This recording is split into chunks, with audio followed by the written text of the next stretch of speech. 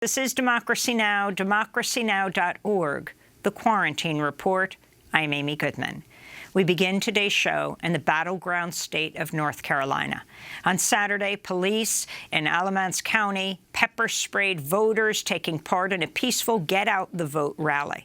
The rally began at a local black church and was scheduled to end at an early voting site in Graham, North Carolina, which is located between Durham and Greensboro.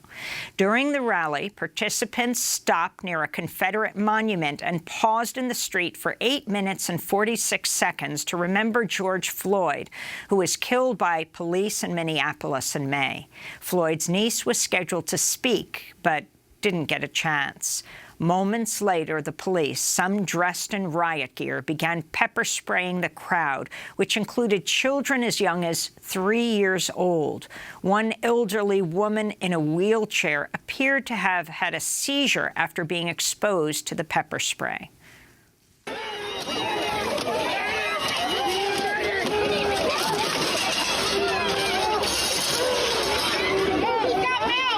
Democratic congressional candidate Scott Huffman was pepper sprayed and recorded this video in his car moments later.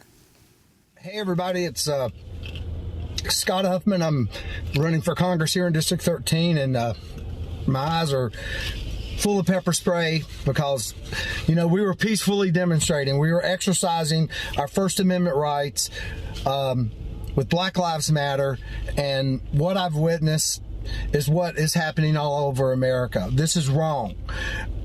People should be allowed to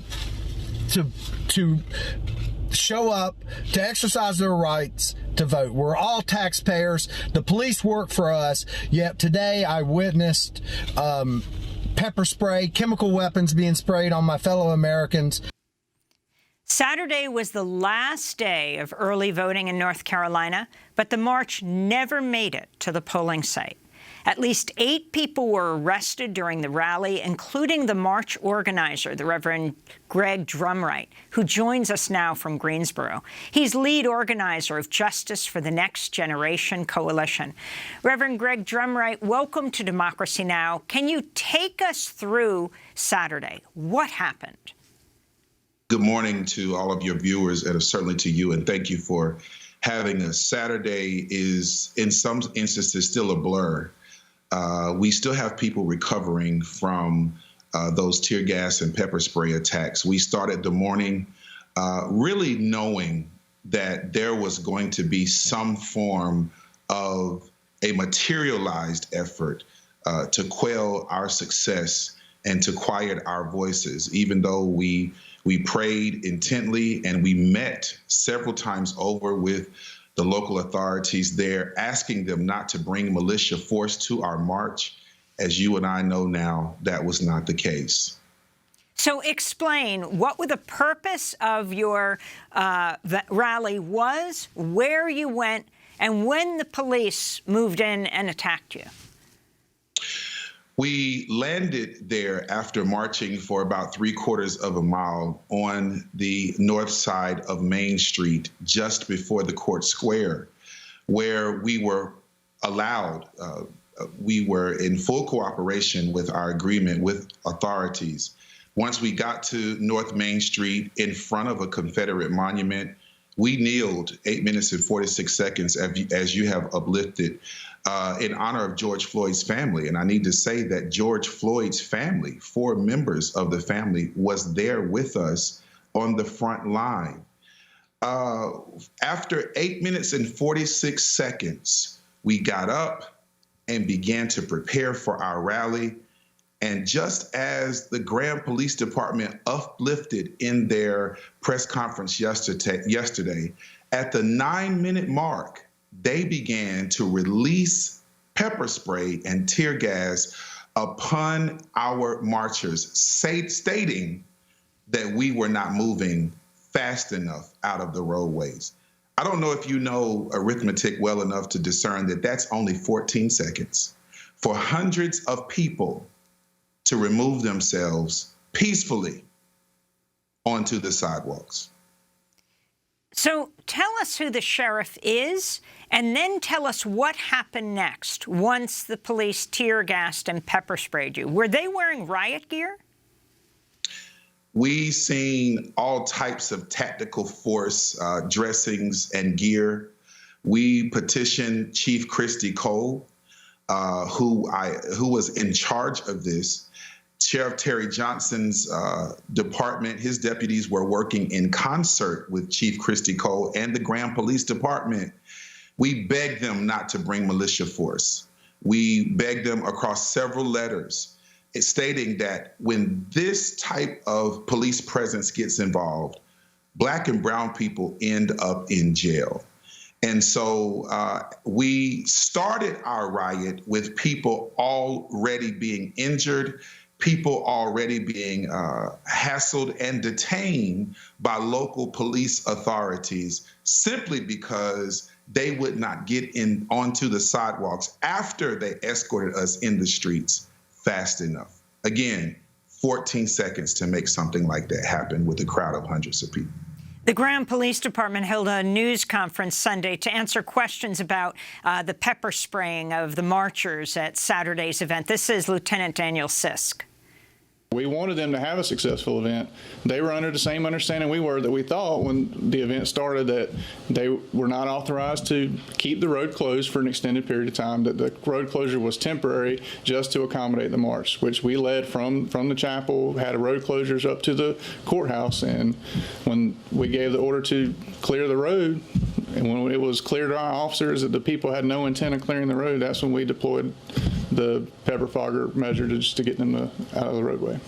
So that was Lieutenant Daniel Sisk. And I'm looking at a flyer that was published and distributed by your organization, Justice for the Next Generation, that says on Saturday, October 31st in Graham, North Carolina, participants will be, quote, marching from Wayman's Chapel AME to a Court Square rally at the Confederate Monument and on to Elm Street Pole. So talk about that endpoint. You had hundreds of people. Many were going to vote. Yes, we believe that many were going to vote. We believe that others were waiting for us to get to the Elm Street poll to vote in concert with us. The truth of the matter is we really don't know what those numbers would have looked like because of this police brutality. We never made it to the polls. And therefore, we believe that this interaction, this interference from local authorities has obstructed our marchers from not only lifting up our First Amendment rights to protest, to speak out, but also our rights to vote. This interaction from the police most certainly kept people from voting in Alamance County. You know, as people heard this story all over the country, the parallels were being made to Bull Connor, the head of so-called security in Birmingham, who would water hose the people who are going to register to vote, beat people, water hose children. Your thoughts, Reverend Drumwright? This is a sheriff that has been sued by the federal government in 2012. He's been sued by the government for actually disproportionately arresting Black and brown people, even referring to Hispanics as taco eaters. Sheriff Terry Johnson and his department has long suppressed the citizens of Alamance County. There are horror stories. The fear-mongering in Alamance County is very intense. As a matter of fact, as we have organized there all summer long, there are people who are in support of our movement, but fear for their safety. One of our marchers, one of the speakers of our march, uplifted the fact that she, as a business owner, has been targeted. Other members of our march has had the KKK show up in their yard, and all of them have information that lead back to Sheriff Terry Johnson's administration. And what happened to the woman in the wheelchair? We seen her yesterday. She is still recovering. She is very sore and she is very shaken, and her spirit, as you might imagine, is broken, but she's not cast down, is what she told me. We are hoping that she makes a full recovery. We believe that she has lost the use of one of her mobile wheelchair units, and therefore we are still fighting for all of the people that are recovering from the incidences on Saturday, and we're going to return to the streets on Tuesday. Reverend, how did you get arrested? Did you say, how did I get arrested? We were standing there holding our ground because we were permitted to be at the court square until 2 o'clock with our rally. And the police, the law enforcement, the deputies formed a militia line, and they impeded upon us. They wrestled many of the folks that ended up in jail with me onto the ground.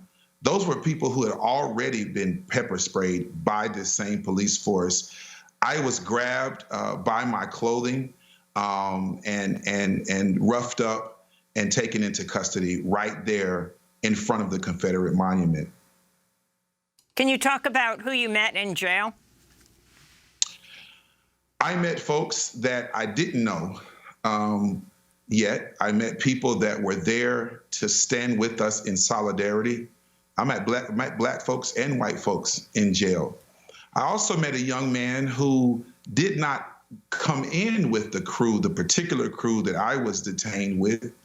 And I didn't think that he knew who I was. I certainly didn't know who he was. And I had a split second to ask him as he was being released just minutes before me in passing and processing, "Sir, are you going to vote?" He looked at me and said, "Reverend Drumwright, I was going to vote with you today." Finally, I'm looking at a piece from the Triad City Beat in September that said supporters of the president's re-election bid yelled white power from pickup trucks in Trump convoy in Alamance County, organized by neo-Confederate activist Gary Williamson. Can you talk about the climate in your county? Well, let me just say that it is a known fact that Sheriff Terry Johnson has a relationship with Gary Williamson. From that July 11th event, we have footage of Sheriff Terry Johnson actually being sympathetic, putting his arm around Mr. Williamson and telling Mr. Williamson just to calm down, while his same sheriff deputies were being instructed to lock up our peaceful protesters. That's why we are advocating. That's why this was not just a march to the polls, but we had to stop by that Confederate monument and uplift our peaceful message for change. There needs to be police reform in Graham, North Carolina, just as it is being discussed in Minneapolis, Minnesota. This scene from Saturday, and even the scene from July the 11th, where over 200 Confederates and neo-Nazis were allowed access to our march to disparage our efforts, to disrupt our efforts, is all too common right now in North Carolina. What are your plans for Election Day, for Tuesday? You know, I am banned from Graham until Tuesday. And so we are having to do this under so many different dynamics. We thought that Saturday would end our George Floyd summer and that we would have a little time to rest. We never imagined that we would be planning voter efforts on Tuesday on the streets. And so as soon as our interview wraps and in between other interview opportunities today, we're in very intense meetings to figure out with our very meager resources how we are still going to get people now into their various districts to vote.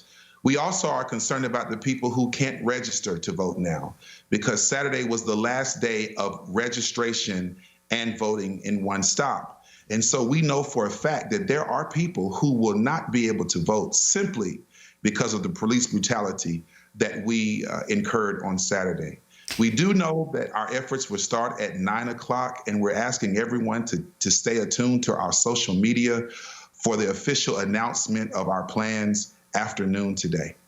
Reverend Greg Drumwright, I want to thank you for being with us, lead organizer and activist with Justice for the Next Generation.